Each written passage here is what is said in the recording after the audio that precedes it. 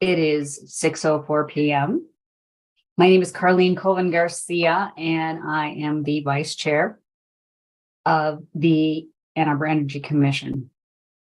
Chair Mirsky will be absent for tonight's meeting, and as Vice Chair, I am calling this meeting to order. I am participating from my home in Ann Arbor.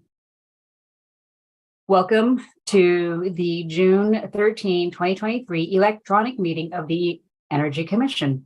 This virtual meeting is to affect social distancing and mitigate the spread of the COVID-19 virus. We will conduct this meeting like in-person meetings. Commissioners, during roll call, please indicate your current location. Also, during the meeting, please remain on camera, just as you would be visible during in-person meetings. Finally, mute your microphone when not speaking. Public comment will be via telephone only.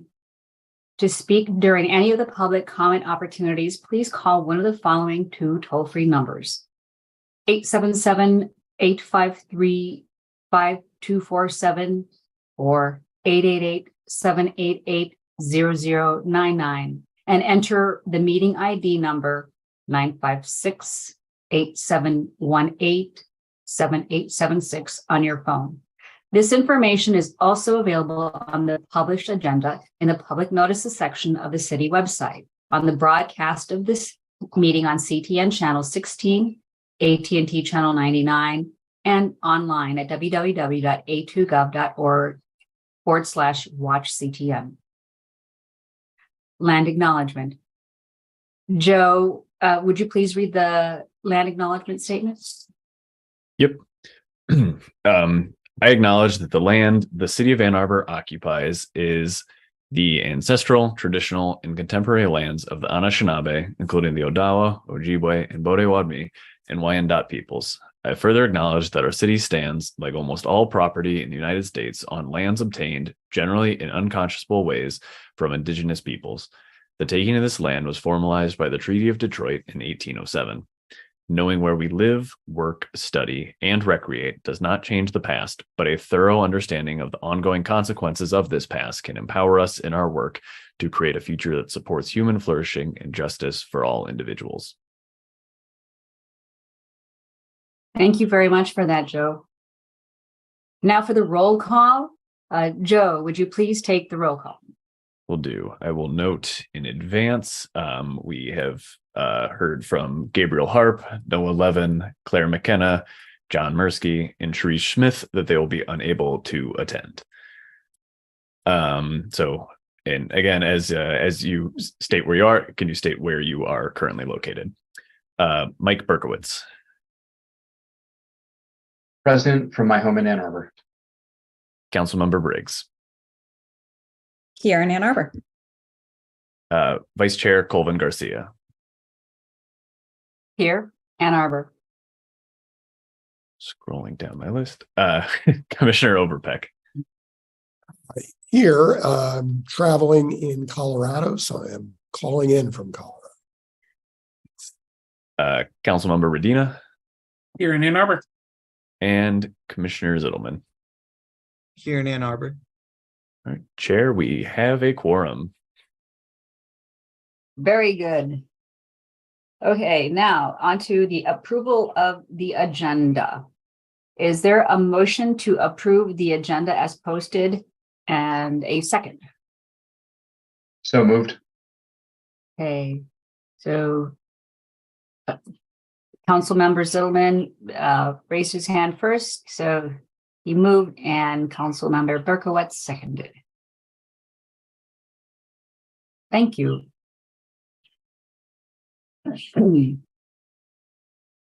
I just want to really quickly just announce our agenda tonight, just so you'll see why. I mean, tonight we will have, after our public input, we're going to have presentations and discussions, but it's not going to be in the usual flow like we have in the past. What we're going to be doing is we're going to have first a presentation from Carlisle Wortman Associates on premiums and downtown zoning evaluation. After that, we're going to discuss chair and vice chair elections. And then we're going to have a presentation on A20 at year 3, after which we'll have other announcements. So I just want to make sure that we're ready to have a conversation around, and you're prepared for the conversation around the elections kind of between the two presentations. So moving on, like to request, or is there a motion to approve the agenda, or I'm sorry, the minutes as posted? And a second. So moved. Okay. Council member Briggs moves, and Commissioner Zillman seconds. Okay, thank you very much. Now for public input. This is an opportunity for persons to speak for up to 3 minutes. If you're watching on CTN, please call 888-788-0099 or 877-853-5247 and enter the meeting ID 956-8718-7876. This is your information. This information is also displayed on the meeting agenda and video feed. City staff will select callers that have raised their hand one by one using the last 3 digits of your phone number. To electronically raise your hand to indicate your desire to speak, please press *9 on your phone. You will hear an automated announcement that the host is allowing you to speak. When speaking, please move to a quiet area and mute any television or background sounds so that we may hear you clearly. Please state your name and address at the beginning of your comments. I don't have any callers right now, but I'm going to give it 1 minute to see if anyone's dealing with technical phones difficulties.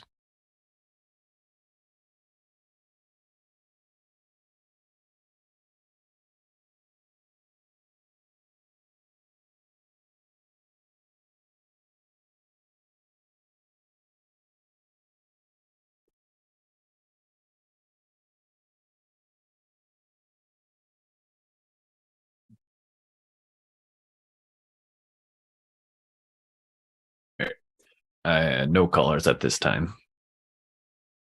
Okay, so at this time, we will be welcoming at our first presentation regarding premiums and downtown zoning evaluation.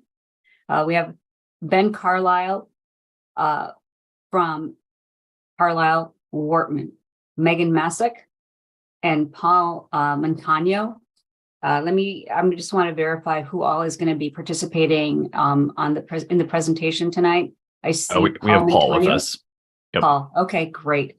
Well, I will not delay this presentation any longer, and I'll let you begin, Paul. Thank you so much for being here. My pleasure. Thank you for having me. Yes, I am going to be presenting on behalf of my colleagues, Ben Carlisle and Megan Mason-Minnick, neither of whom could be here this evening. So I will try to walk you through. You did give me permission to share a screen here. Yeah, I believe I just made you co-host, so you should have permissions, but if not, let me know. Okay, I think so. Of course, I'm not seeing my presentation. Let's launch it.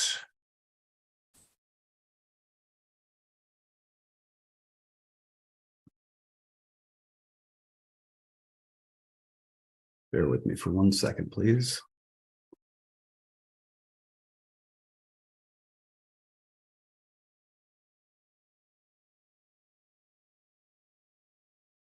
There we go. Can you all see that? Yep. Great. Thank you. So as you said, we are working on an evaluation of the downtown premiums, and we have been hired by the community services to complete the evaluation and make some recommendations to the city of potential solutions to the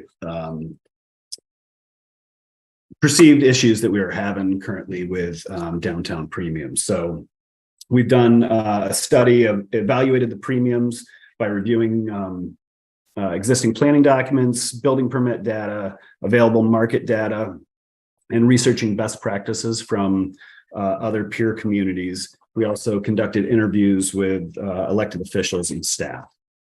So our point for being here in front of you tonight is to report back on some of those options that the Planning Commission is now considering based on the research that we've done, and then to try to gather some feedback from you all as key stakeholders in this.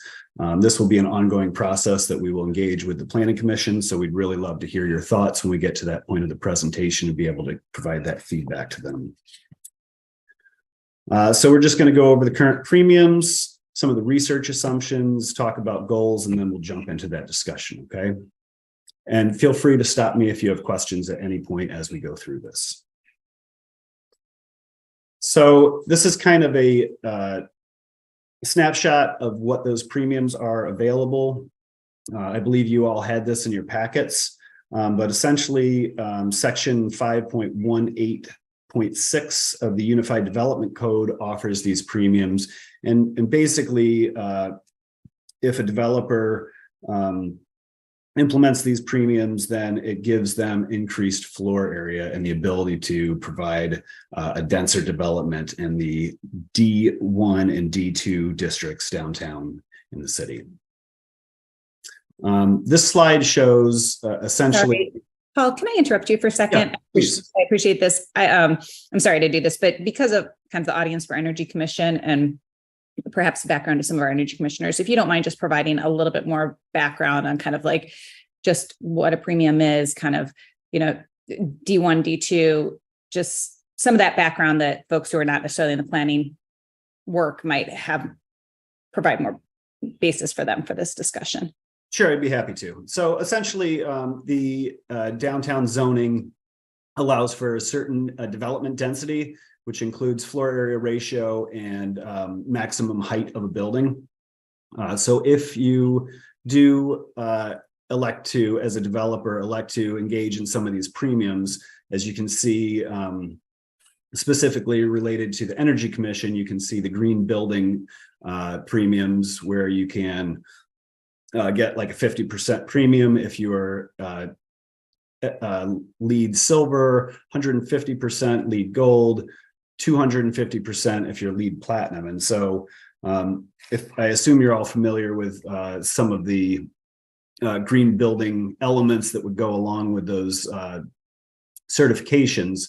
So that would increase your floor area by 50% with silver or 150%. So you end up being able to add additional stories onto a building so that they can get more bang for their buck, essentially. But the city is trying to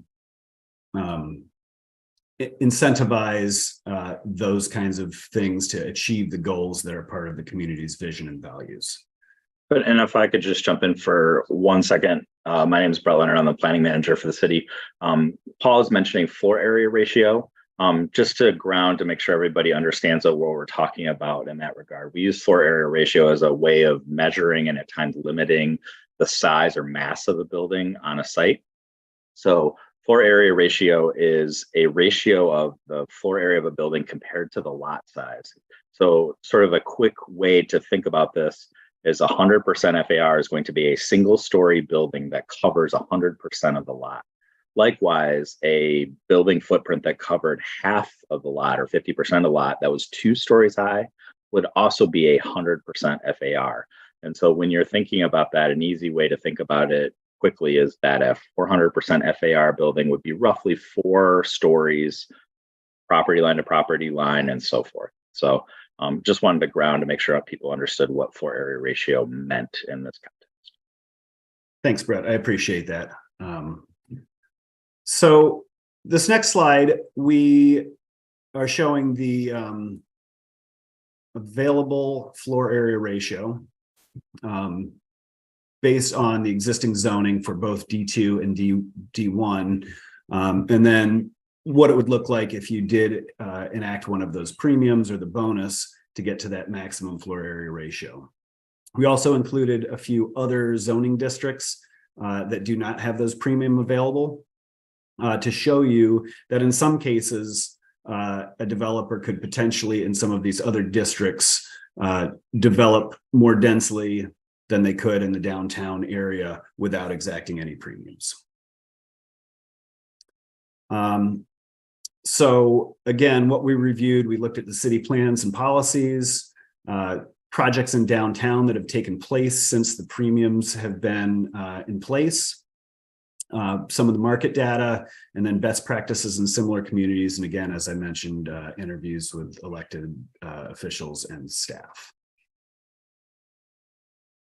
So this slide shows kind of a timeline of the premiums since they were enacted in 1966. The bold letters or the bold notations at the top show kind of the major changes or the major updates that were done, and then the non-bolded text at the bottom were clarifications or changes that happened throughout time.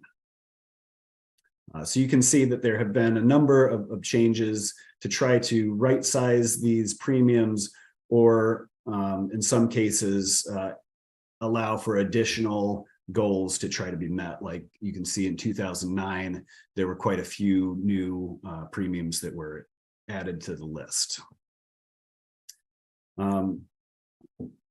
This is those that same timeline, but you can see the blue line that goes across the chart shows the number of housing units that were developed during those times. And so you can see generally there is an uptick. So it appears that we are in fact meeting our goals, and the premiums are working. So you can see the rate of change for housing, and the increase in number then gave the city that confidence in 2019 to require affordable housing along with the rental residential premiums.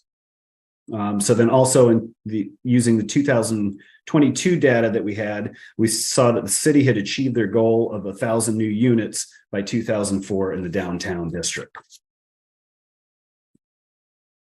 However, when we started to look a little closer, we found that there were spikes certainly after each policy change, but also after the affordable housing requirement was put in place. You can see the blue is the projects that did have premiums, and then the orange columns are projects that did not have premiums. So once that change happened, you can see that many projects started to go in that were not utilizing the premiums. And in fact, we also recognized that those projects that were using premiums tended to be student housing projects. So doesn't quite seem to be matching the goals that we had intended. Another aspect to consider is that there are only certain parcels in the downtown district that you can actually use the premiums. So those are in green, and then the hash mark green spots are where projects have actually been enacted. I see that somebody is raising their hand. Please go ahead.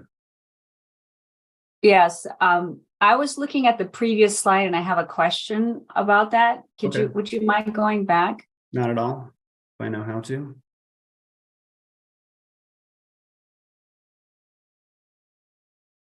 Yeah. So I see that above each of the bars, there's a number, and then it says it's the number of residential projects. And I'm just trying to understand what the numbers on the left mean. Is that the number of units, or because like one project in like 2015, it says there's one project, and then in 2019 it says there's 3 projects, and those bars are close to being the same height. Can you like, is it, and does it mean that there's different number of units per project, or that's what I would infer? That is exactly right. So yes, like in 2019, there were 3 projects, and it equaled about the same as the 2020 single project that was using premiums. But then you can also see that there was one project that didn't utilize premiums that was close in range to the number of units that were developed. Okay. All right. So you're saying basically a lot of projects that went in that did not utilize any of the premiums, you're making reference to the number of units, basically dwelling units that were like like where the people who live there don't have any of those premiums, any of the amenities that are, whether it's energy efficiency or pedestrian access or any of the other. That is generally correct. There may still be some amenities that were developed, but the developer did not utilize the premium option in order to build more units. Okay. All right. Thank you. Sure. So again, here is the downtown districts. The premiums are not available, though, in areas that are in a historic district. And if a parcel touches a floodplain, the premiums are not available. So there are limited areas within the downtown districts that do allow for premiums to start out with. And then you can see the ones that have been built. So there are a few left, but it does not encompass the entire downtown D1 and D2 districts. So we put this slide together to kind of show what we're dealing with in terms of policies. And this goes from top to bottom, earliest to latest, showing the number of policies that were in different city policy documents. And as you can see, as you get towards the bottom, they've really narrowed down to fewer goals. One being affordable residential housing, the other being pedestrian amenities, and then the third, which I think is most keenly interesting to you all, is the energy efficiency and sustainable buildings. So with that understanding, we started thinking about what the city's really trying to exact out of these developments and what the most important goals are. After we presented back to Planning Commission our findings, our initial findings, there were a number of assumptions that then came out of that discussion. Again, these were provided to you in the information in your packet. But these assumptions then led to some different thinking in what the Planning Commission wanted to try to do for premiums and goals. And they really narrowed the focus down, again, to kind of those core goals that the city's focusing on at this point, including increasing housing downtown, increasing sustainability, including energy efficiency, increasing accessibility downtown, increasing housing attainability, which really is looking at market rate, or those folks, including those folks at market rate or in a range around market rate, that they would only be paying 30% of their income on housing. And then the last one is increasing diversity of housing options.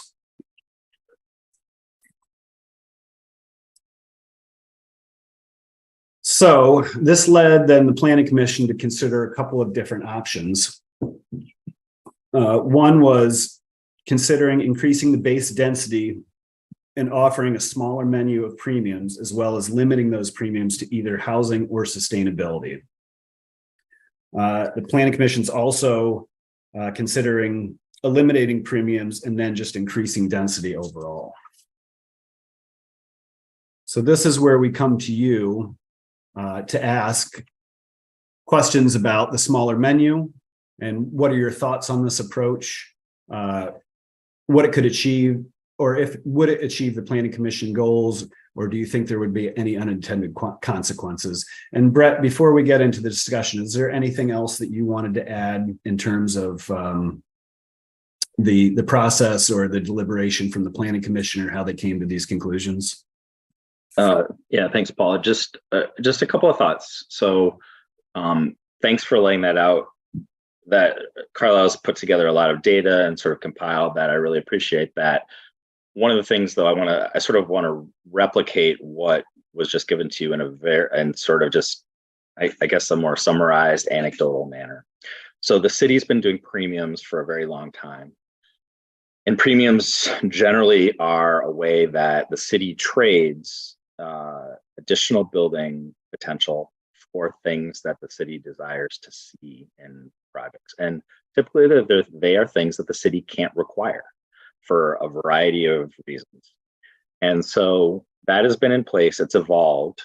And most recently in 2019, it evolved where in a way that was reacting to a lot of housing being built downtown, but it was a very targeted housing typology, mostly for student rentals. And we weren't getting a lot of affordable housing downtown. And at the time, the Planning Commission was struggling with the notion of downtown evolving in such a way that it wasn't widely accessible for a lot of residents.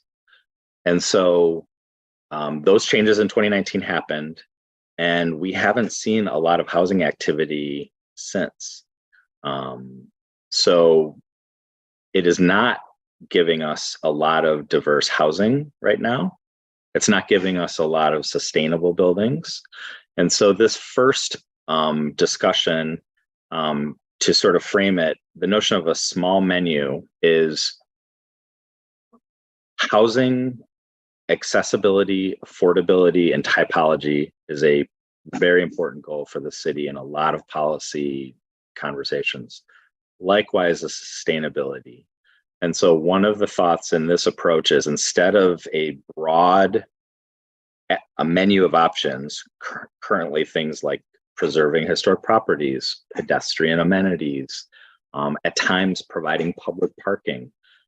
This first thought is, what if we just focus in on housing and sustainability as the things we as a community care supremely about? So I hope that helps frame the question that we're sort of seeking feedback from you in that regard. So the small menu, again, is to really narrow the choices that might result in premiums to only housing related choices or sustainability related choices. Thank you, Brett. And I think I should reiterate that it appears that it's not being effective in that people are not taking that option right now. In one of those previous slides, when I was talking about how the premiums, it kind of listed the menu of premiums.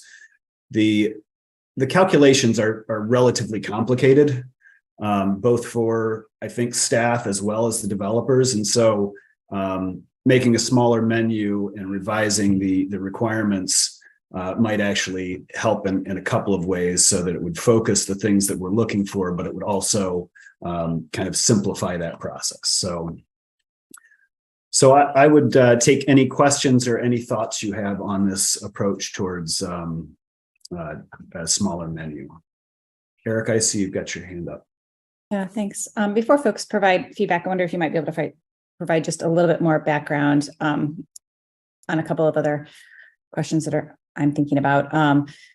So we've recently seen that there was population decline in the city since 2020. There's an MLive article that said there's reported on the census that there was 4,000. We had a population loss of 4,000 since then. So just wondering how that, if that's being factored into this thought process and conversations around development. Also, I know that there was discussion around reviewing best practices and looking at other communities in terms of comparing to similar communities during this time frame. Have other communities that have experienced growth in the same, there might be comparable communities, have they seen growth in their downtown cores, or can we attribute any of this lack of growth to factors related to the pandemic or changes in financing, things like that?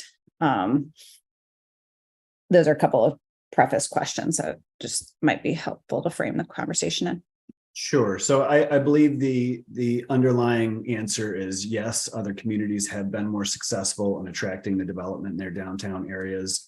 Certainly, we are experiencing a different time right now, but generally, as we look back over these trends, we were recognizing the issues even before the pandemic took place. Did you have any other questions? And then can you just, I know the focus is around housing and sustainability, but since sustainability also involves sort of movement of folks. I can't remember what the pedestrian amenities are that were part of the premiums. How, They were basically like courtyards and gathering spaces. And obviously the city does do a good job with, pedestrian amenities through the public rights of way and other, public gathering spaces that are available. So I think that the focus on those things is kind of less important. In addition, I think kind of anecdotally, you see that with some of the newer developments, they are creating spaces for their residents that are not necessarily engaged with the outside city street, but providing those things internally, courtyards, that kind of thing. But that was the focus of the pedestrian amenities. Thanks. Jonathan, I see you have your hand up as well. Yeah, hi. So I work at the university. And one of the things that, and I don't speak for the university, but I note that, we're getting these big student towers now. And it really worries me because the university is trying in an ever increasing way to set the standard in carbon neutrality for major research universities, public universities. And so I would think, and I'm not speaking for the university, but I am in a way saying a lot of people in the university really applaud what the city's trying to do here. And, we got all these old houses when they're converted into these towers, undoubtedly become, well, maybe not undoubtedly, but I would hope they become more sustainable, but they're still not really focused on that. So the university is going to build more dormitories, as you know, and those are going to be, very carbon and sustainability friendly or unfriendly in the case of carbon. But what I'm wondering is, there a strategy, and maybe you're not the right ones to ask, but it seems like the real strategy needs to be not just these premiums. And to answer your question, I like the idea of more focused premiums. That makes a lot of sense to me, anyhow. But at the same time, I'd like to see there also be more sticks, I guess, to force these folks to build more sustainably and less, more carbon negative in mind. And so I'm wondering, are we thinking, maybe some of the council members could weigh in on this too? Are we thinking of an array of things besides just these premiums that will help maybe get more progress in this area?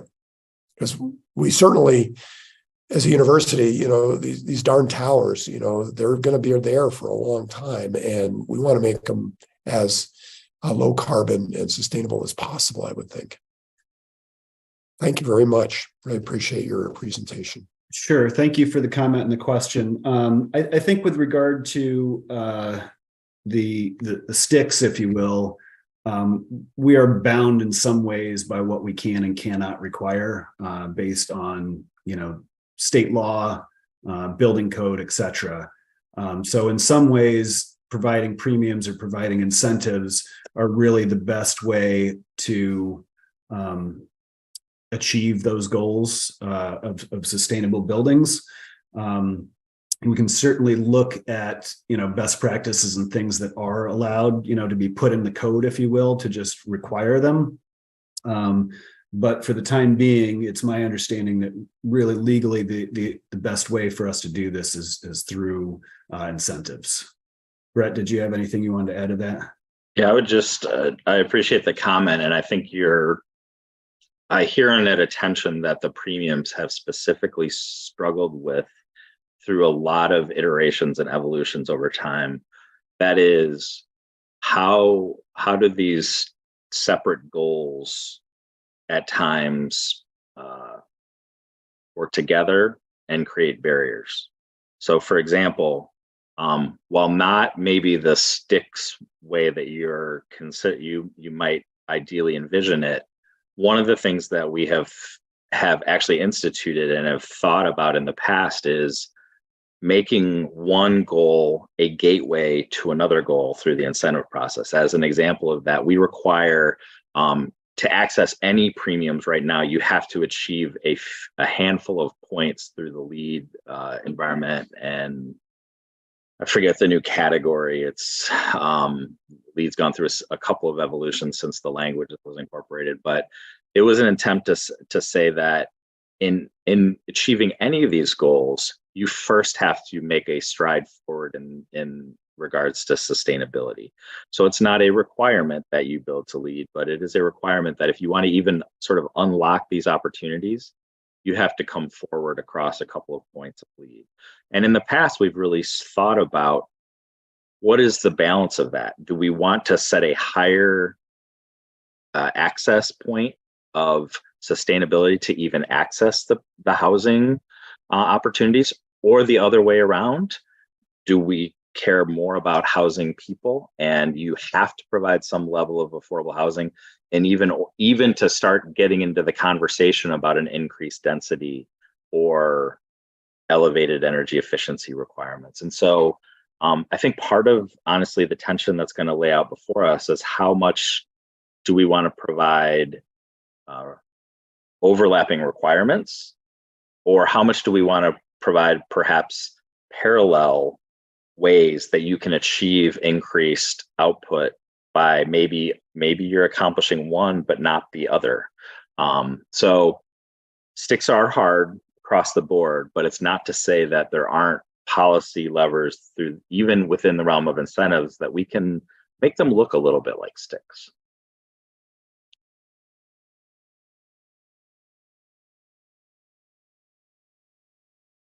Can I speak again? Yeah, I like this conversation, and I like what you're saying there. It's just what really is appealing to me is that we have a comprehensive strategy, not just, thinking that there's one way to do it, and you're clearly headed in that direction. And I just would love to see us also do whatever we can, working with some other communities that are like-minded in Michigan and others, to start changing some state laws. And of course, there's a lot of effort going on right now before the next election next year, when we kind of have to shut down and focus on all that crap, to really try and make some progress in the state house. And we were a meeting ago really talking about gas bans, and that's like a brick wall when because of the state being able to supersede what we want to do. And we need to change the state laws if we want to, and there might be other ways. And I just want to make sure that because the situation in Lansing probably is as good as it's going to get. And we should take full advantage of that to see if we can incentivize this whole move to a more sustainable building in Ann Arbor and other communities in Michigan.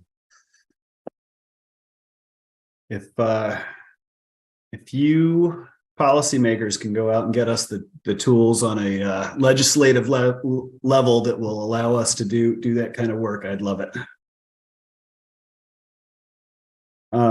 Alex, you've got a hand up. Okay. Yeah, thank you for the presentation. For the smaller menu, when it says housing or sustainability, does housing refer to like affordability or quantity, or like, what does that mean? It's mostly about affordability. So that's one of the premiums to allow then for additional quantity. So, the developers, once they start working, as Brett kind of described, how the floor area ratio works, once they have a site secure, there's economies of scale for them going higher. So that allows them to realize more benefit out of their development. So if we're allowing them to realize more benefit out of the development, we want to get those goals that we have as a city met. So it would be focused on affordability. Let me sort of follow up on that, though, Alex. Part of this is your feedback. What are your thoughts? Do you think it should be focused on affordable? Should it just be focused strictly on supply? Do you have any thoughts in that regard? Oh, I definitely think we should be looking at affordability. And honestly, you're asking my opinion. I think we should focus a lot more on student housing too. So I think there are a lot of areas in like the development side of things where we just don't touch student housing and we just kind of let it flounder. But I do have a couple more questions. This one, just what public or pedestrian amenities would qualify for premiums currently?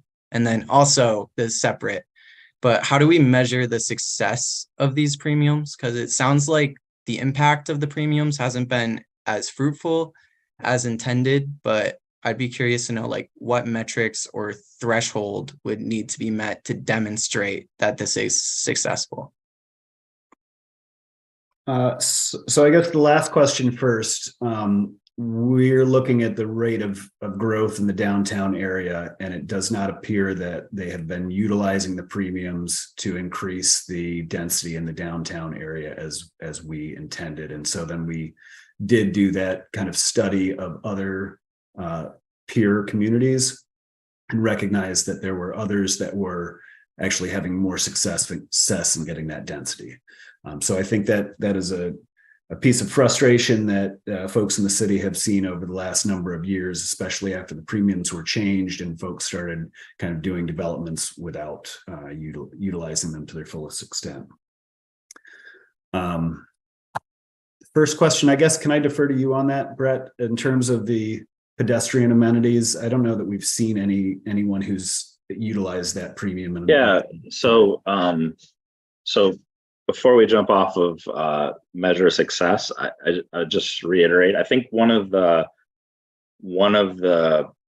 metrics that resulted in the change in 2019 was that we were getting student housing and we were getting very high-end condominiums and sort of nothing in between.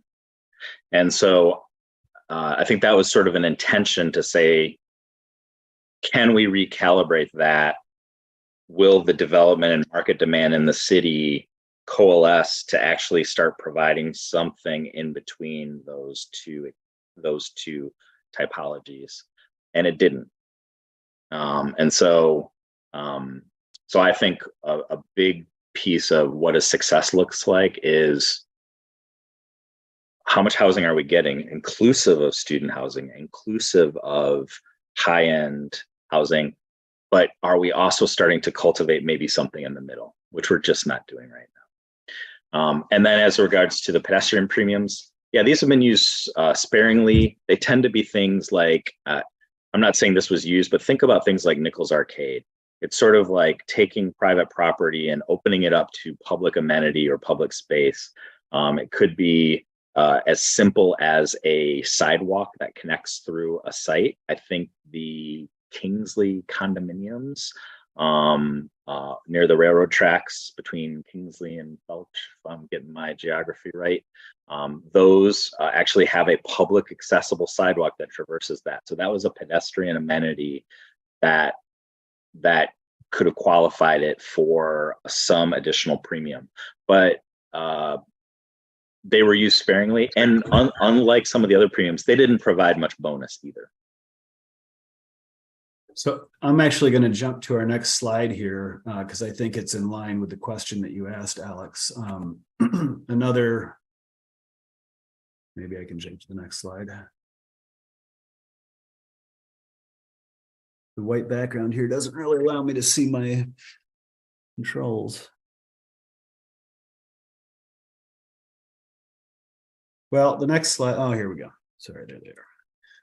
So another option that was put forth is to get rid of the premiums altogether and just increase the floor area ratio in the D1 and D2 district.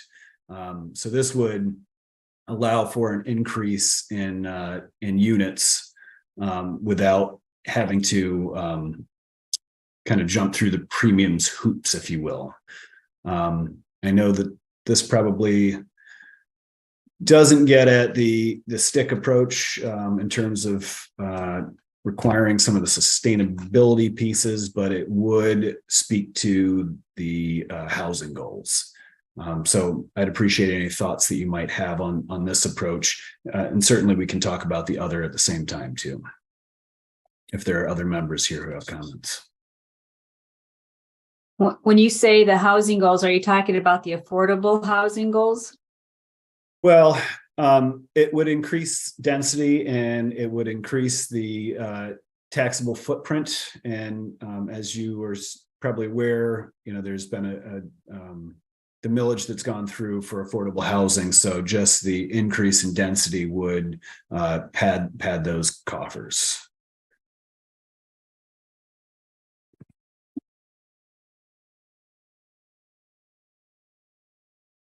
Go ahead, Erica. I'm just jumping in, but I'm happy to defer to anybody who's a commissioner. So please raise your hand.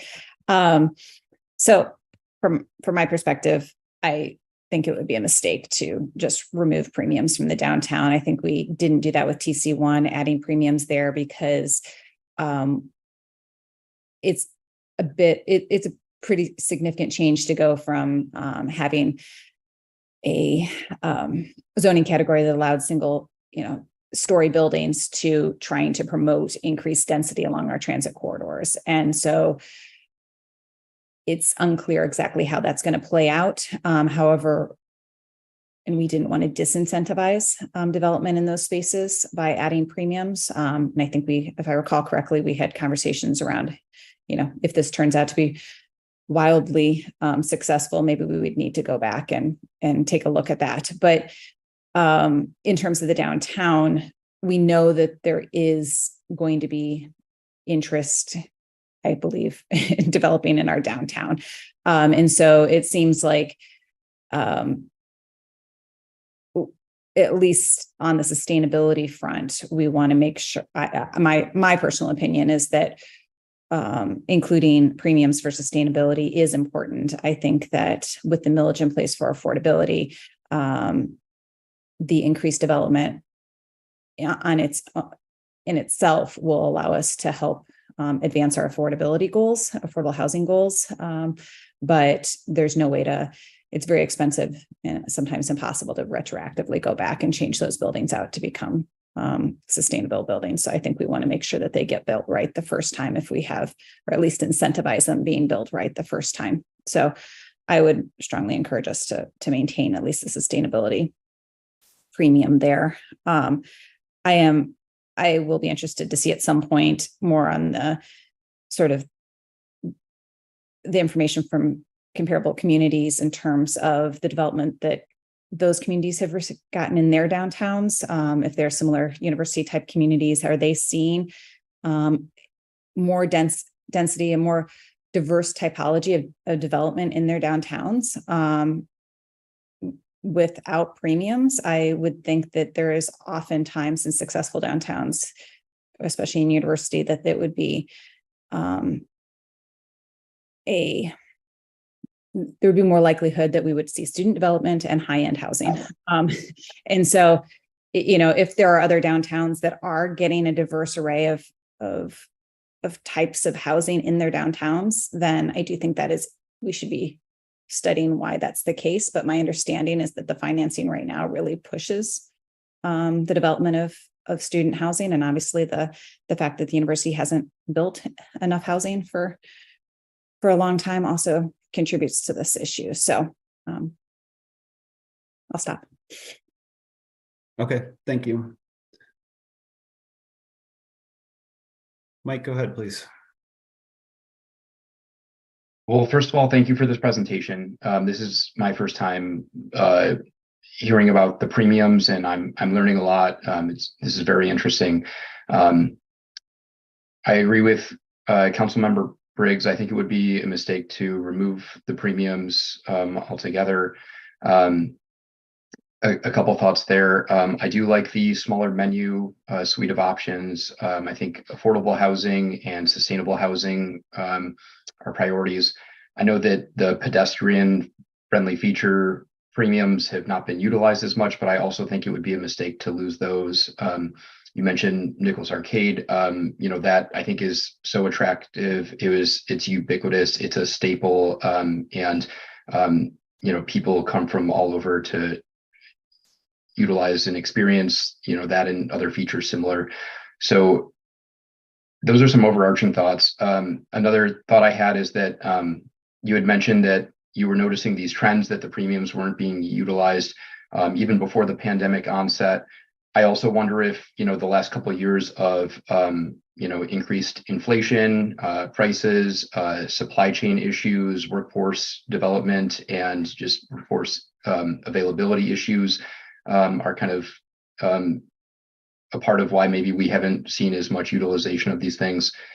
I also agree with Commissioner Overpeck. I would love to see more sticks, more enforcement, requirements or mandates if we are precluded by state laws. I'm wondering if there are maybe other incentives we could package or pair with premiums to make them more attractive. Someone had mentioned the millages that have been passed around housing. We also recently passed a climate millage. So there's, new funding pots available that maybe could be paired with premium. So it's not just incentivizing, an increased floor area ratio or, being able to build taller, but just straight up getting incentivized financially, to do things the right way.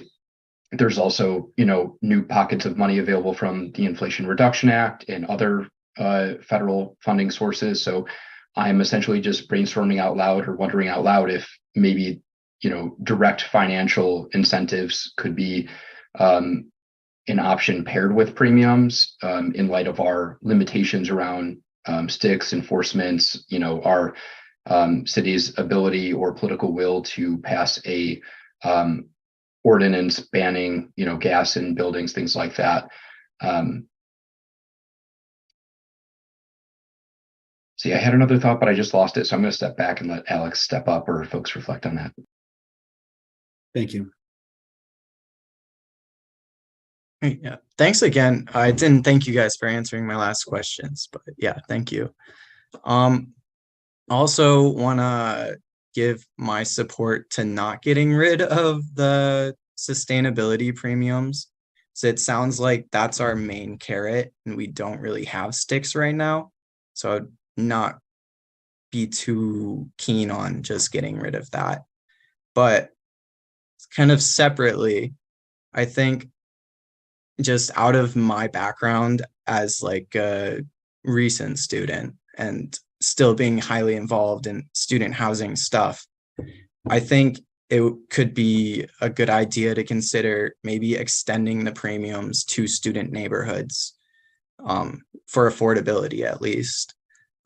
Because as it is, I don't think student housing developers can get access to affordable housing millage funds. That gets directed to non-students generally. But as we said, like a lot of this development that's happening is happening at high-end housing and like student housing. And in my personal experience, I think the student housing that's happening is high-end student housing that's not accessible to most people. So I think it would be really important for our affordability goals if we tried to somehow assist with the development of affordable student housing, where maybe in student neighborhoods, we collect fees in lieu of affordable housing units that can be directed towards affordable student housing developers or something. I know that's kind of separate from the Energy Commission, but that is the thoughts. So thank you again. Okay, thank you. Caroline, I see you've got a hand up.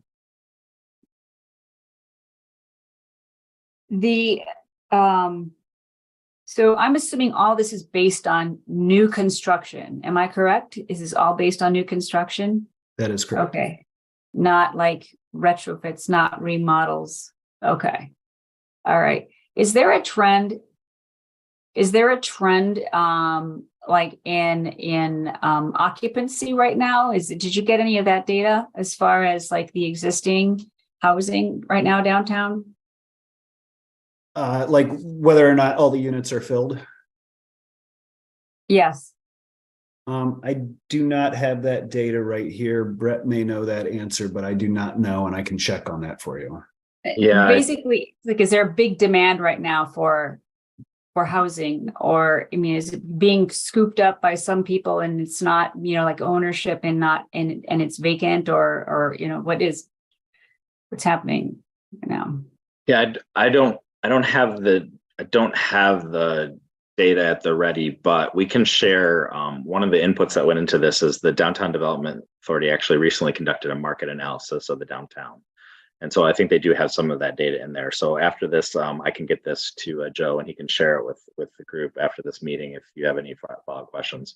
But I can say just generally, the Ann Arbor is, that report talks about the need to bring more residents downtown to support downtown.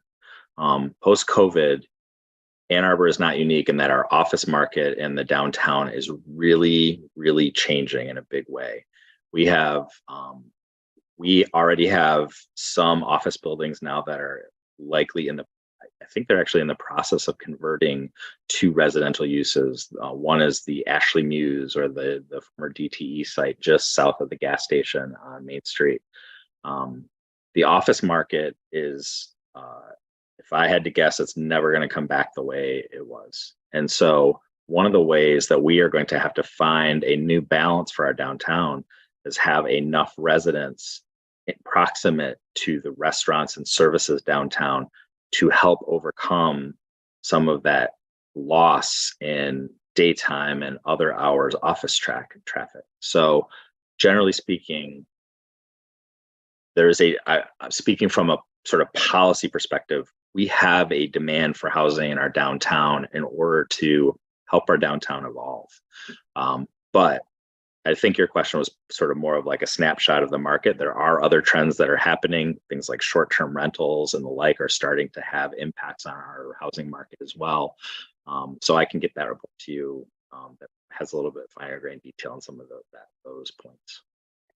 Because I think those are some of the things that might be taken into consideration for either the premiums or for the sustainability. So, for example, sustainability and pedestrianism, encouraging small grocery stores so people can obtain food easily within the region, is something that might incentivize some people who are the kind of people who don't want to own vehicles, and they're not necessarily interested in having a home with a yard, and they like the downtown life. And so it attracts those kinds of people if they know that there's going to be a grocery store within, 3 or 4 blocks, or right. So those are some of the things that I think would make it more appealing as far as features.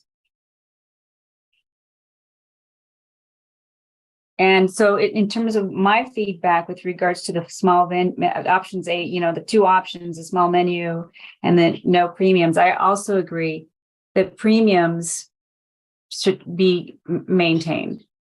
And, the trick is to figure out which ones are the most appealing. Yeah. So if it's just all about new development, and you're saying that there are conversions from office space to dwelling space, it seems to me that the office space there would be more dwellings that fit in like one individual office area could have multiple dwelling units in it. That's my assumption in terms of like the design of an office space that would be converted. So how do you build in energy efficiency for that conversion? How do you incentivize energy efficiency for that conversion? Well, and again, to go back, conversion is really not new construction. Yeah. Conversion is coming in with a building permit. So in that case, you're not asking for a trade-off of floor area. Mm-hmm. So that's really more into what I love the optimism of is the state law frameworks being adopted in such a way that gives us some more tools. Yeah. Yeah.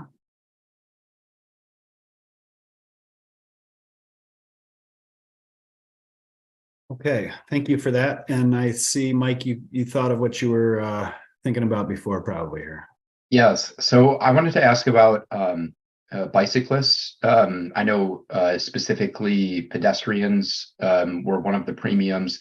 Are bicycle features part of that? Are they built into like LEED certification within buildings, and so they're already covered, or is that not part of the premium suite of options at this point? It's actually not part of our premium options. We require bicycle parking. So we have a pretty extensive bicycle parking requirement, just like we used to have automobile parking requirements. They're broken into different categories, class A, B, and C.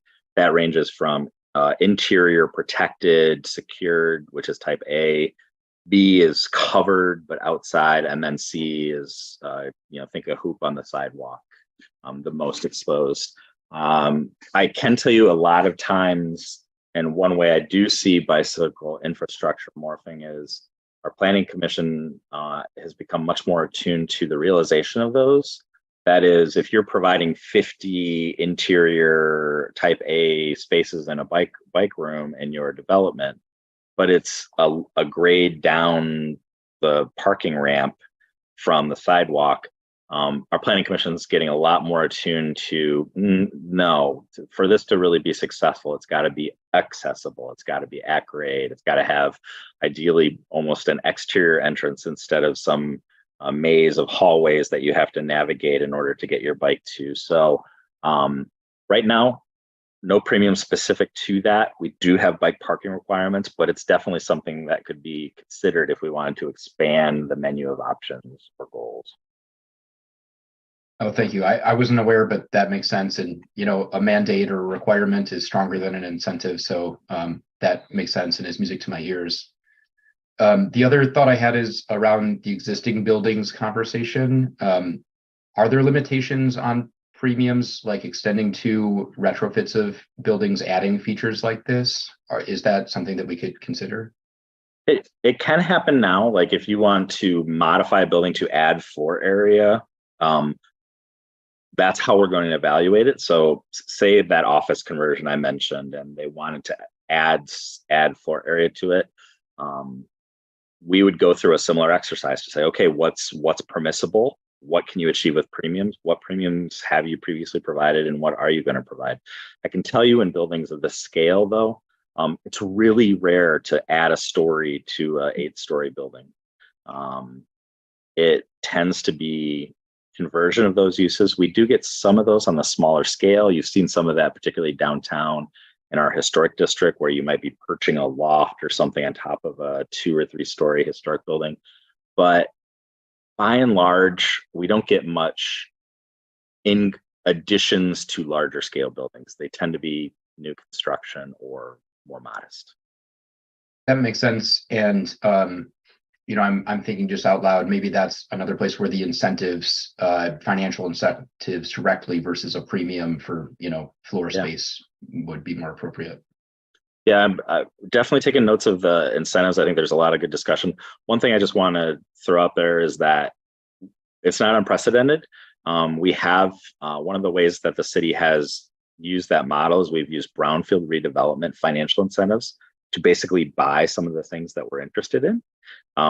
We can't use those dollars under state law to buy electrification of a building, but we can pay for public infrastructure that might be supporting the project at an equivalent cost to what the delta is for that developer to say, I'm willing to go to a fully electric development in this scenario to take advantage of long-term grid improvement. And so we have done that with both affordable housing and some sustainability. So I think your ideas about looking for other incentives to bring to those kind of conversations is a really logical thing to evaluate. Perfect. Thank you, Brett. I really appreciate that. And I'm learning quite a lot in this conversation. So I did go ahead and switch to our last slide here, which we've already kind of dived into some discussion of other incentives or other ideas. So I've gotten a lot of good feedback from you all tonight. I appreciate this discussion very much. I think this helps us as we're thinking about it. It will help us as we go back to the Planning Commission to further this discussion. But is there anything else that anybody wants to share, other incentive ideas, other questions that you have before we wrap this up? I have a quick question. Remembering one of the slides that you showed was the map of the downtown area, and it had some green parcels that, if I remember correctly, those are the as yet to be developed parcels. Am I correct? Correct. On that?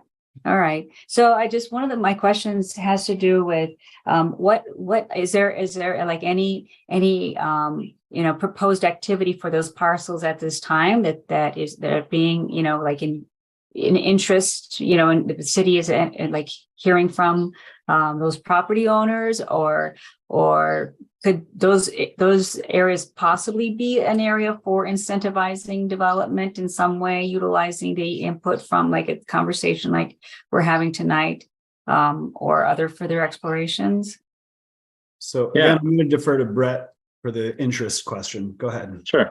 Yeah. So part of that map is I think, was frankly eye-opening to me. I knew the regulatory framework that premiums don't apply to sites that touch a floodplain or sites that are in the historic district. And so when you look at that map, and Paul, I don't know if it's possible to just go back to that. Yeah, I sure can. It's a pretty modest subset of the overall downtown districts, right? So all of that, forgive my color blindness, brownish, reddish, peaches area, those are not eligible because they meet one of those criteria, right? And so you're already starting with the green. And then, as Paul indicated, those hashed areas are projects that have been developed in the last 15 years. That's kind of an arbitrary number to say that it's unlikely that those are probably going to undertake any significant redevelopment in the near term.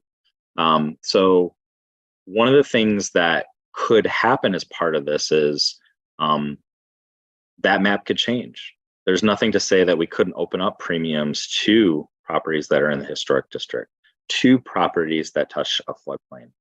That doesn't negate those regulations. You still need to have your project approved by the Historic District Commission to make sure it meets those standards.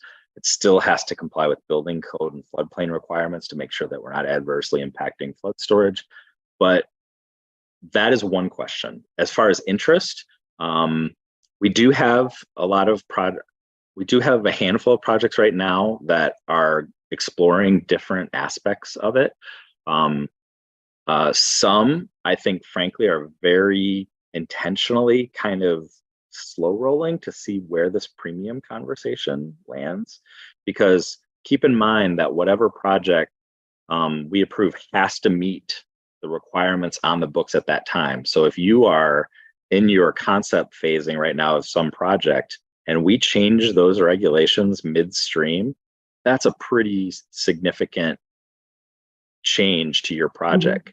And so that's why we're trying to move, to get feedback, but also move expeditiously to make some conclusions about this. So some projects are in that mode. Other projects, I think, are moving forward.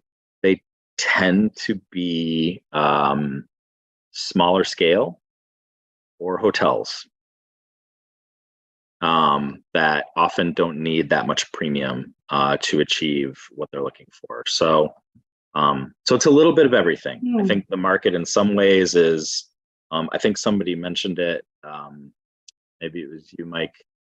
There's a lot of factors that make it hard to develop right now. Interest rates, construction costs, coming out of the pandemic. I would say that I was cautious about this endeavor because of a lot of those reasons. But we are starting to see development happen elsewhere in the city. Other communities are experiencing development. And so as much as I was involved in those 2019 premiums and I wish we had nailed it, I don't think we did. I think that as time elapses and we evolve out of the pandemic, our regulatory framework is not quite right. We're not getting the product and the quantity of product that I think that we desire. And, you know, I think just a good way to think about that, we had some conversations about pedestrian amenities, and I think those are really unique spaces when they're successful. And at the same time, every time we can get 100 more units downtown compared to 100 units somewhere, that is incredibly good for multimodal transportation. Even if there are no pedestrian amenities on that site, just by the sheer fact that it's happening in this map opens up so many opportunities for the tenants, residents, workers at that location. So sorry, long-winded planners, we tend to do it, but there are interest in parcels. I think some are going to move forward regardless because they're not really going to be relying on particularly the residential premiums. And then some, I think, are in a bit of a holding pattern. And frankly, a lot of what's happening now is we're getting a lot of projects happening outside of this boundary because of opportunities, because of real estate value. And they're probably some property owners are frankly just not waiting for the city to complete its comprehensive planning process and its reconciliation of some of these regulations. Thanks, Brett. Councilmember Briggs, I see you got your hand up again. Yeah, just going to your this question around other incentives besides density. For the Councilmember Dish and I have been having conversations with planning, but I just wanted to make sure that I shared that kind of some of the feedback with this group as well. Obviously, Energy Commission, Environmental Commission has encouraged council to pass an incentives resolution, which we did, I think, at our last council meeting. So this is something that that is being considered by the city and by planning staff in terms of, you know, what other incentives could we be using. But in the conversations that we've been having with developers that are doing green building, one of the things that's risen to the surface of being the biggest incentive that we could look at is our impact fees in terms of having to upgrade infrastructure offsite. So for buildings that are doing that are really embracing sustainability and doing passive building and are actually using less water, you know, our requirements to upgrade the size of the water main and the water main within the right of way, as well as, of course, a really large cost. That's a really large cost for all developments. And that might be a way to incentivize developments that are, you know, not even thinking about green building to consider that up front as well. So I think that's something that we need to seriously consider as we go through this process. Obviously, the longer it takes to go through the development process, the more expensive it is. And for developers that are trying to do sustainability work, those costs they're already potentially taking on additional costs to do that work. So I think it's obviously beneficial for us to make sure that we're doing everything we can to streamline the processes. That is something we're hearing from green builders as well. And it certainly helps us achieve our sustainability goals. The ability to use Office of Sustainability and the kind of concierge service concepts to be able to provide more technical guidance, both for the financial incentives that I think Mike was mentioning earlier, as well as just, you know, any other sort of guidance that can be provided, I think may help, may be useful as well for developers that are considering this. I think that's a minor incentive, but it's certainly better to have help than not have help. And then I'm trying to think of what the other big one that came up is. Surprisingly, even though I think we don't think of our fee structure as necessarily being something that's going to help, you know, some of the fees are relatively small. I mean, there's collectively that we have, it's quite expensive to develop in the city, but some of those initial fees for development, if we find ways to waive them, what I'm hearing from at least the smaller developers is that those, it would be very, very helpful. So we may be wanting to take a look at our millage dollars there, or, you know, and see what we might be able to do, because I'm hearing that even a couple of $1,000s here and there would actually make a big big impact early on in project development. And then just consistency in terms of feedback that we provide throughout the process to developers, so that what they hear at each stage of the game, that doesn't change, because especially when you're doing sustainability work, that can be really impactful. Okay, thank you. That was all very good input. I appreciate that. Well, yep. Mike, I see you got your hand up. Sorry, one more thought, and I'm just playing devil's advocate because, I don't think anybody has spoken up in support of removing the premiums altogether, one of the two options presented tonight. Would there be benefits to that? Are there things we should be thinking about in that regard that we're not, like, I'm guessing it would save, city staffers time, and it, simplifies complexity around calculating premiums and stuff like that. But are there benefits other than that we should be considering around that option? So the main benefit there would be that the floor area ratio would just be automatically increased. So they would not have to, the complexity issue is certainly part of that, but it just removes the barriers to building more density in the area. So that's kind of the key in that aspect. Got it. Thank you. Well, as we complete this discussion, I would like you to please be in communication with us, Brett, through Joe, or whatever communication, in terms of if there's other specific input you would like from us, things you'd like us to look into, we'd be more than happy to contribute. This has been a really fascinating conversation. And as far as as Councilmember Briggs was saying, really looking at the infrastructural costs, that are required in order for, the sustainability element to the design process is really, so the utilities, the electric utilities, the water utilities, wastewater utilities, and how we can, if there's a way to possibly offset some of those costs with these developments, that could really help move the needle. Is there anything else you'd like to share with us? Well, just thank you. Thanks to Paul for running through this, and thank you for your time. Just we're happy to keep you posted. I wanted to give you just a quick next steps. In addition to talking to the Energy Commission, we're also talking to the Renters Commission. We're also talking to the Downtown Development Authority.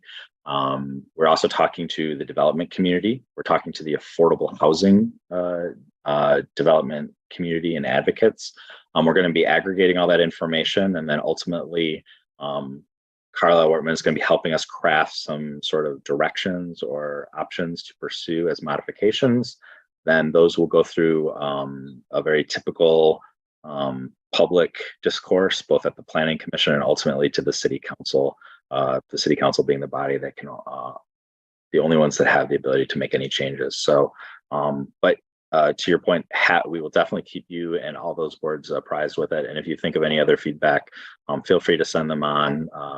Joe can get them to me, or you can send them directly to me, or when in doubt, planning@a2gov.org is a great place to just always download any thoughts you have relating land use in the city. And thank you so much. You didn't quite keep me long enough to get me out of my Planning Commission meeting, but you got me late to it. So thank you. Well, I thank you all for having us and letting me present. And Brett, thanks for jumping in and helping out with the presentation there. And we'll look forward to providing additional feedback and hearing more feedback from you. So thank you. Good luck with your election of officers. Thank you. Thank you.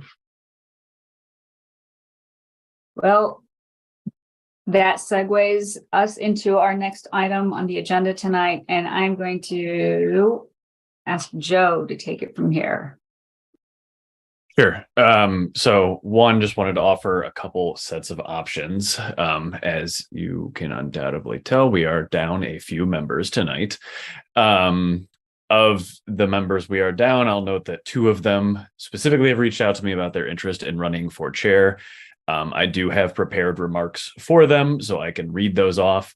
Also, one of the other members who's not here today has expressed interest in the vice chair position. However, it was a late conflict that came up, so I don't necessarily have prepared remarks for them, but I can again mention who that is. I will leave the options to you of one. We can either just, go through those remarks in addition to anyone else who is present who would be interested in running and, run the election as is. We do have a quorum. We are able to do that and vote on it if that is of interest. The other option would be postponing one more month until we actually have all the people here who are interested in running. Either option is acceptable based on what you are all interested in. So wanted to leave that to you. I would like to entertain this as continue with this as a motion. We can vote on whether to vote tonight or to vote at the next meeting. I have to hold the election, the officer election at the next meeting. And would anyone like to present this as a motion? Whether to have the officer elections during tonight's meeting versus next meeting?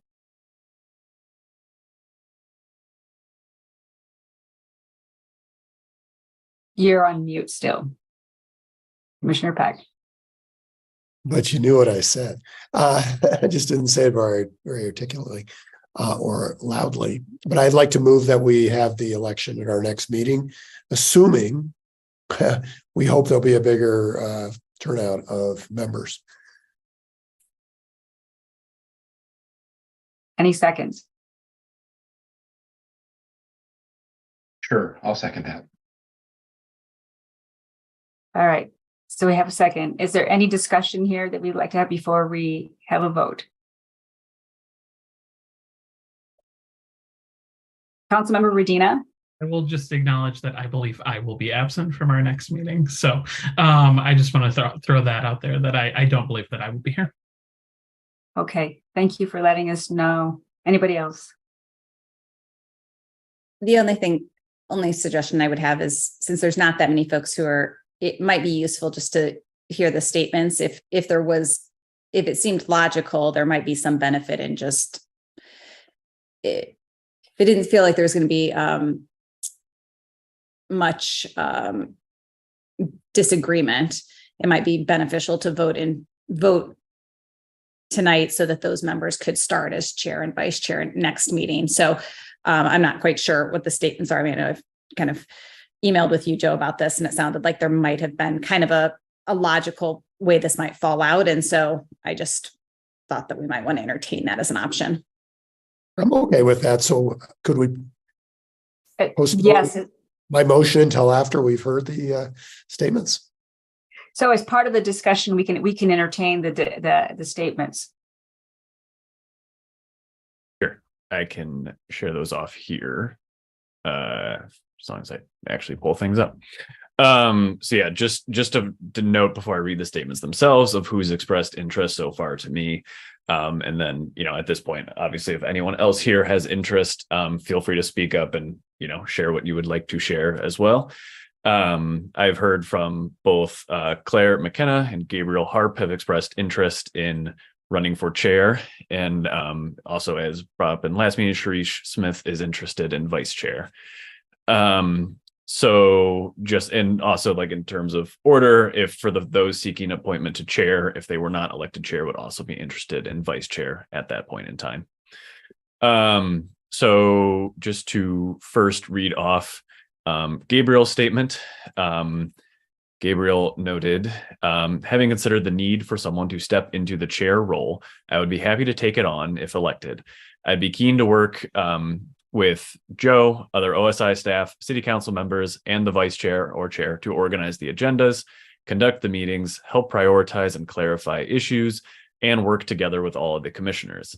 I'm encouraged by the range and relevance of issues that the Energy Commission is taking on to help advise city council members. I'd enthusiastically work to make our meetings as valuable as possible for Ann Arbor residents, city council members, OSI staff, and fellow commissioners. For Claire's portion, Claire stated, I am seeking election as the chair of Energy Commission because I enjoy the engagement with civic process and I have a vision for how our group can be best be of service to the Ann Arbor City Council and the citizens. As a PhD student studying residential energy affordability and the clean heating transition in Washtenaw County with a background in professional engineering, I can share my expertise in local network and energy and equity fields to create impactful agendas and guide meaningful conversation. I believe thoughtful deliberation on the energy-related issues facing Ann Arbor can support City Council while both educating ourselves and engaging the public. As the Commission Chair, I would like to expand our work in a way that can incorporate more voices representative of a diversity of positions across energy affordability, utility response to extreme weather, home and business technology transition to emissions-free fuel, and more. And then as noted, Commissioner Smith had a late conflict come up, so I don't have any prepared remarks for that interest in the vice chair position, but Commissioner Smith spoke last meeting about that as well. So that is all that I have at this moment, and we'll turn it back over for discussion on how you all feel about those remarks and how that impacts the consideration of voting.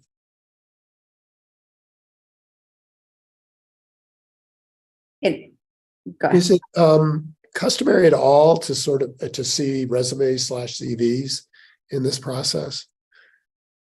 We haven't in the past. Okay. Councilmember Briggs.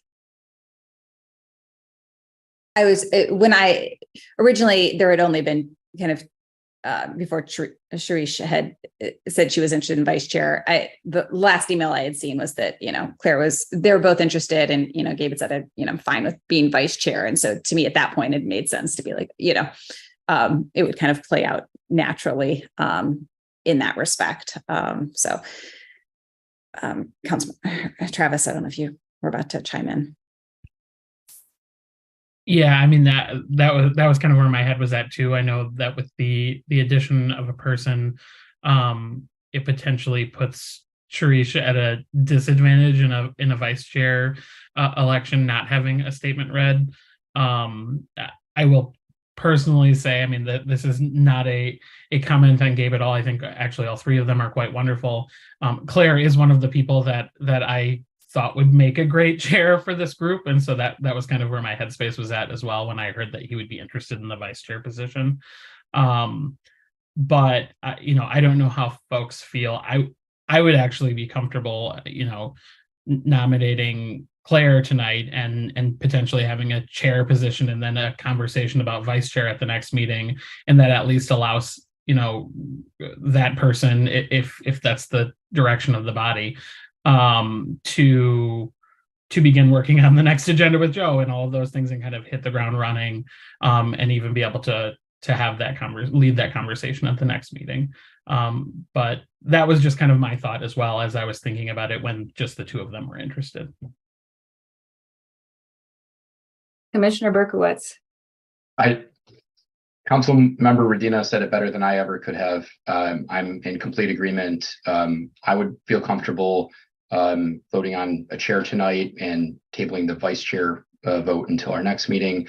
I'm convinced by the content of Commissioner McKenna's prepared statements and think would be a natural fit for the chair, would allow us to hit the ground running. I also just realized I will not be present at our next commission meeting. So I'm Councilmember Redina, thank you for mentioning that. So I checked my own calendar as well. So following Robert's, are there any other comments? Okay, having none, following Robert's Rules of Order, we need to complete this motion, which is to hold elections, and we did not specify. The assumption is for both positions.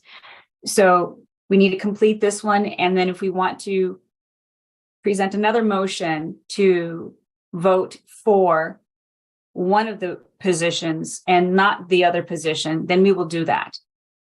Does everyone understand what I'm proposing? Okay, yeah, and all right. So Councilmember Briggs? I would just like to propose an amendment to the motion that's on the floor to specify that we're having the election for the next meeting would be for vice chair only. So I would propose to amend this to postponing to the next meeting to vote for vice chair. Is there? I'll second it. Okay. All right. So all in favor of electing the position of chair tonight and postponing the election for the vice chair to our July meeting, say aye. Aye. Aye. All opposed? None opposed. Motion passes. Okay, so let's begin the election. So all in favor of electing, yes, go ahead, Councilmember Regina. I was just going to say I would move to nominate Commissioner McKenna for chair. I second. Okay. So all in favor of Claire McKenna being chair, Energy Commission chair, say aye. Aye. Aye. All opposed? Okay, motion passes, and Commissioner Claire McKenna is now chair for the Ann Arbor Energy Commission. Congratulations, Claire. Next month, we will have the election for the vice chair, and we'll be able to listen more to Gabriel and Charisse and tell us about their interest and how they will bring value to the role. All right, Joe. Yeah, just to establish, like I'll reach out to Claire and make sure we got all that. And then just a point of, Open Meetings Act stuff. Please do not discuss your with others potentially who you'd be voting for the vice chair position. If you potentially have interest in yourself running, feel free to, still consider that and nominate at the next meeting. But again, please, outside of the meeting, do not discuss with others in the commission who you might be interested in voting for, who they might be interested in voting for, and all of those things, just to make sure we're okay on that end. But yeah, and I will communicate with Claire and get things all set up on that end. So Thank you, everyone. I think that was a really great discussion. We did very, very well. I am thrilled for our next season, our next term. Moving on to our next topic, A20, year 3. Are you ready, Joe? I suppose. Let me actually pull it up. And I will try to not make this very long and as not boring as possible. So I will share a screen. Okay. So I am just sharing the report in general of A20 at year 3. I'm not going to extensively go through this. I'm not going to read every single line. I'm mainly just going to focus on a couple of some of the energy related things, as this is the Energy Commission. So just sharing broadly the things that are applicable to us, some of the things we've discussed, some of the things we might not have discussed but have been happening, and just kind of going through that. So again, I won't necessarily go through everything in here. So I encourage you, if there's plenty of great things that are not energy related that are helping us advance our carbon neutrality goals. So I encourage you to check out the rest at your convenience if interested. So again, just going through the order of the plan itself. So starting with strategy 1, which is moving towards 100% renewable energy. In the past year, and again, this is it's based roughly fiscal year, so July to June. So we have officially installed over 4 megawatts of rooftop solar through our Solarize program. This represents a total of 540 residential installations, and just a reminder that not everyone who necessarily participates in the initial program installs solar. So it also results in a number of thousands of residents educated and engaged around energy production, electrification, and energy waste reduction. During this year, we also launched a new commercial solar program in partnership with the 2030 district to incentivize commercial solar in Washtenaw County. So this is a similar model to solarize on the residential scale, but this is focusing specifically on commercial buildings. As many of you are here for, we have commissioned the energy options analysis, determining the financial viability of the proposed sustainable energy utility, traditional municipalization, and other options for meeting our community-wide renewable energy goals, with the report coming back later this year, which we will talk about once that is ready.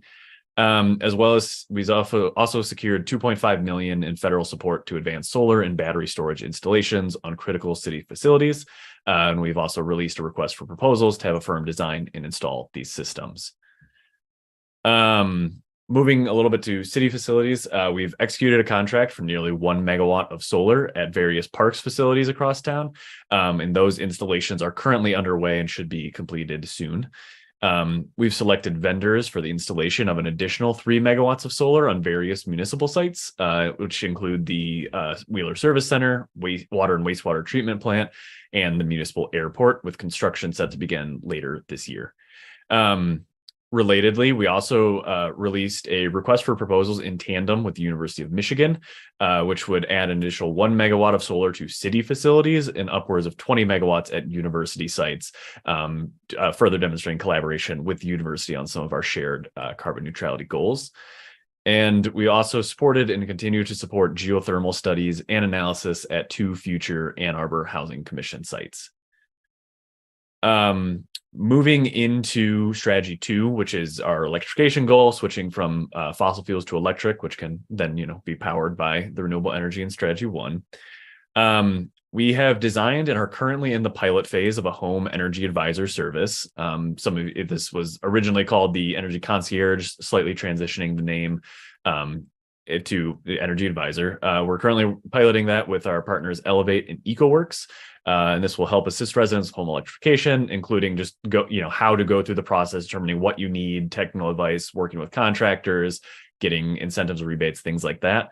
And that'll be, I think we've mentioned before, we'll have a report due at the end of this month, time to digest, and then we'll be talking about that at some point soon.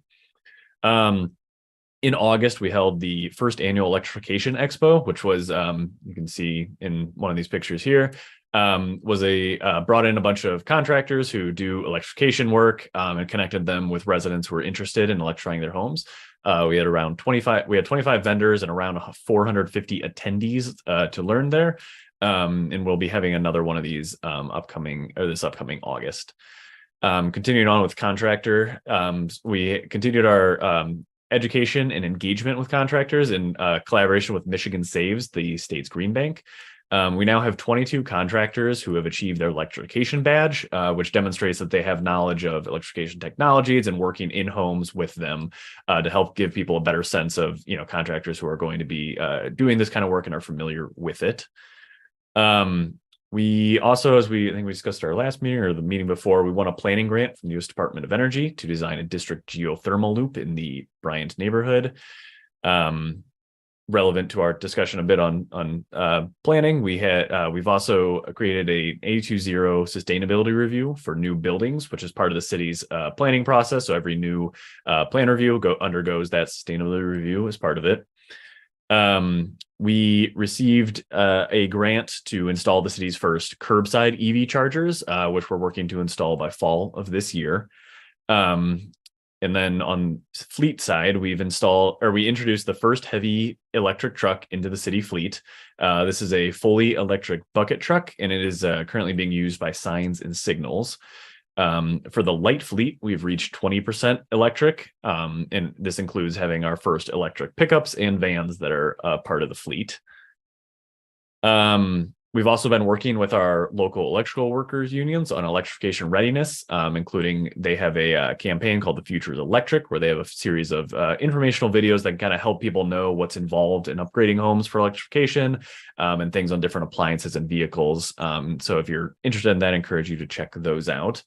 And we also just recently had a convening with a bunch of contractors across multiple disciplines to kind of talk about, what they're seeing in the field, discussing misconceptions around electrification, promoting our city electrification programs and resources, and collecting feedback on some of our upcoming rebate programs to better figure out how we can get best practices for increasing electrification through our collaboration with contractors. Moving into strategy 3, which is energy efficiency of our buildings. This work continues to be both incredibly important, but also one of the less glamorous ones of, you see solar panels, heat pumps, that's always fun. But then talking about insulation, things like that can be hard to generate excitement sometimes, even though they see great benefits.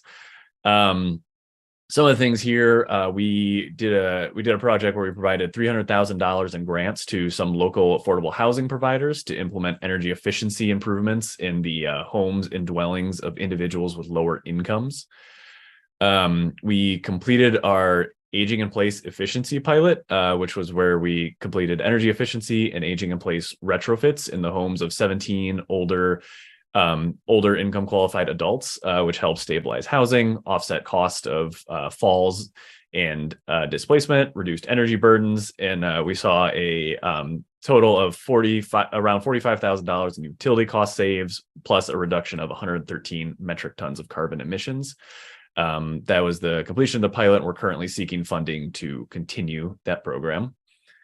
We began decarbonization audits with a local engineering team at 4 municipal buildings, with the goal of fully decarbonizing those buildings using the results of those audits by 2025. We implemented the first commercial energy and water benchmarking ordinance in the state of Michigan, currently underway, and it's currently in the data collection phase right now with some of those buildings. In collaboration with our partners, Community Action Network, they won $500,000 to advance neighborhood decarbonization in the Bryant neighborhood. We're currently helping 19 households in the neighborhood make health, safety, and quality of life improvements. And we also won a grant to replace all of the city's streetlights with LEDs, and that work will start in 2024. And then we also launched and concluded the city's first resident Race to Zero Energy initiative, which had over 100 participants working to, see how far they could get their homes to zero energy, and also collaborated with the Ann Arbor Housing Commission to secure $3 million in federal aid to advance net zero energy affordable housing in the city. The next couple strategies are going to be a little quick because they're lighter on energy. But again, feel free to check these out to see all the other great things that are happening. For strategy 4, which is reducing the miles we travel in our vehicles by 50%. We supported an Ann Arbor Area Transit Authority propulsion study that was looking at different solutions for achieving carbon-free busing. We talked about the EV charging earlier in a different strategy. But for strategy 5, which is our circular economy or changing the way we use, reuse, and dispose of materials, we worked with a group of University of Michigan policy students to develop an initial framework for reducing embodied carbon in our buildings, which goes hand in hand with some of the other work we've been talking about with new buildings and energy usage. And then strategy 6, which is enhancing the resilience of our people and our place. A lot of the work, at least energy-wise, is around resilience hubs. So just this past week, we officially completed the second resilience hub in Ann Arbor, which is located at the Bryant Neighborhood Community Center. It now has solar and storage on it, so it can continue to operate in times of emergency, as well as providing financial and other resilience benefits in normal operating times. This goes hand in hand with our first resilience hub, which is at the Northside Community Center, also operated by Community Action Network, which was established, and we also operated and staffed it during the ice storms. It was open for 5 days and had power the entire time, offered people a warm place to stay if they needed, cook a warm meal, charge up their devices, and some folks were able to stay overnight. I also wanted to mention broadly our A20 Ambassador Program grew to 85 members who've gone through that training. Particularly wanted to mention this because our applications are now open. So if you know anyone who is interested in that program, or if you yourself are interested, I encourage you to apply. Going into our broad strategy 7, which is stuff that kind of overlaps every strategy or, just goes across multiple strategies. We worked with Ann Arbor Public Schools and Washtenaw County to complete their greenhouse gas emissions inventories. And for the second year in a row, Ann Arbor was recognized on the CDP's A list as one of 122 cities and counties across the globe that are taking bold leadership on environmental action and transparency. As we've covered extensively, but it did just happen this past year. We voted to become the 8th community in America to tax ourselves and fund local climate action through the 20-year climate action millage. And then just to run through a couple grants that were successful related to energy. I've touched on them a little bit here, but just to go into a little bit more detail and cover a few others. We have the Energy Efficiency and Conservation Block Grant, which is $180,000, which will be used to make the Bryant Community Center a carbon negative building, as well as a living demonstration site of what is possible in the community. Through MISHDA, their My Hope program was $500,000, which is that work to decarbonize the homes in the Bryant neighborhood.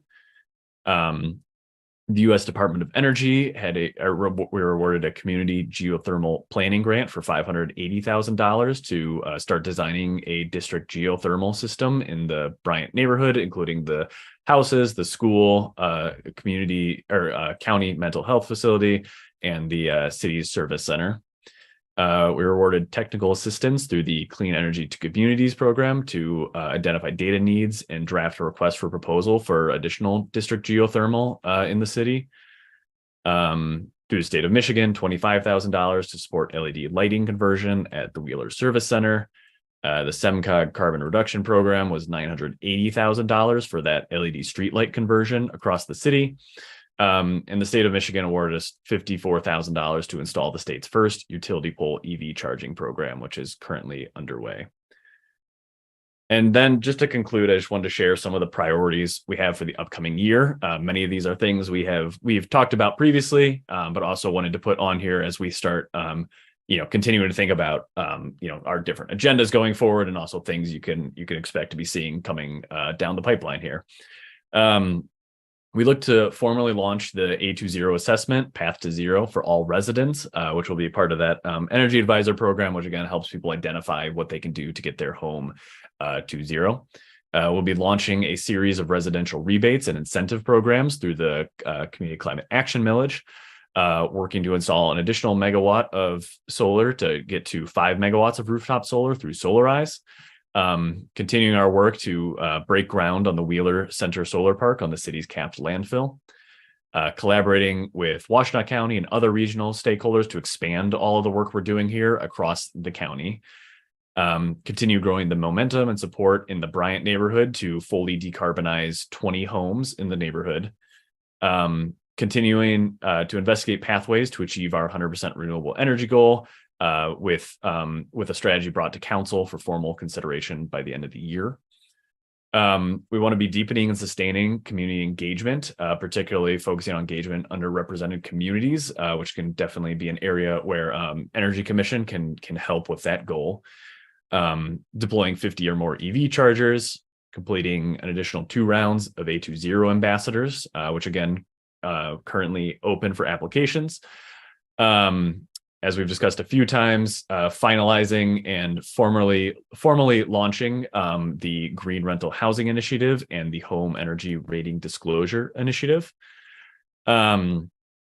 Making, as I mentioned, making the Bryant Community Center a carbon negative building and using it as a demonstration site for the city to be a living, learning laboratory for climate action. Continuing and creating our 3rd and 4th resilience hubs in the city. Installing 4 megawatts of solar at city facilities, including multiple energy storage systems.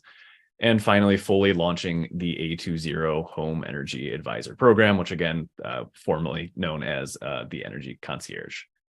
So that was a lot of things, and I went through very quickly. Totally fine if that bored you to death and you forgot everything.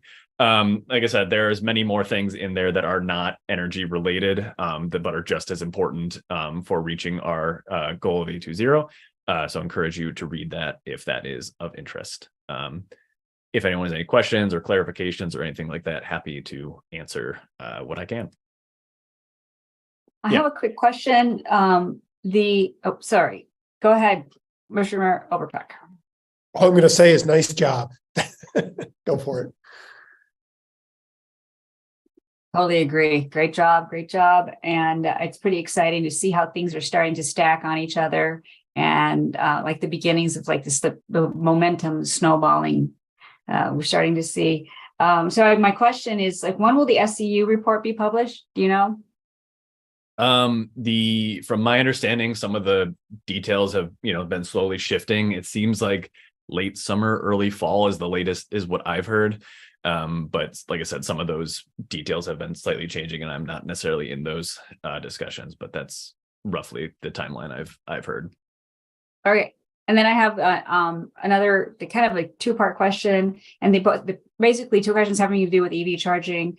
The curbside installation, is that the one that's over there, the Kingsley in Ingalls Street corner up there? That I'm not 100% sure. I can check with Simi and get back to you on that. Sounds right, and then also the utility pole EV chargers. Is that where it's going to be? In the same space, or is it a different part of the city? I'm just curious. Yeah, so, I'd have to check on that as well. Sorry, go ahead. That's fine. That's it. That was it. Okay. Any other questions? I know they were looking at different areas that would, be closer to like multi-unit developments, places like that where it'd be harder to get, have a EV charger at home kind of a thing. So those were the sites they were prioritizing there. Okay, very good. Thanks. That's it for me. Anybody else? Okay, so moving on to the next item on our agenda, we have the energy report, which I would say that this was pretty much our energy report. Yeah, I don't. Unless there's anything else you want to add. Okay. No, outside of, again, just throwing out the push there for our ambassadors cohort is open. So if you know anyone, or if anyone listening is interested in both learning more about 820, getting involved, and at the end of it, you do a sustainability project with the city. So if that's of any interest, or anyone with interest, highly recommend they apply. Okay, great. And report from the Environmental Commission. We don't have our representative here this evening, unless you have any notes on that, Joe? Or does anybody else have any notes on that? Okay. All right. Public input. Let me get my notes here so I can make sure I give the correct guidance here. So this is an opportunity for persons to speak for up to 3 minutes. If you're watching on CTN, please call 888-788-0099 or 877-853-5247 and entering meeting ID 956-8718-7876. This information is also displayed on the meeting agenda and video feed. City staff will select callers who have raised their hand one by one using the last 3 digits of your phone number. To electronically raise your hand to indicate your desire to speak, please press *9 on your phone. You will hear an automated announcement that the host is allowing you to speak. When speaking, please move to a quiet area and mute any television or background sounds so that we may hear you clearly. Please state your name and address at the beginning of your comments. I do not have anyone in queue right now, but I'll give it just a couple seconds just in case.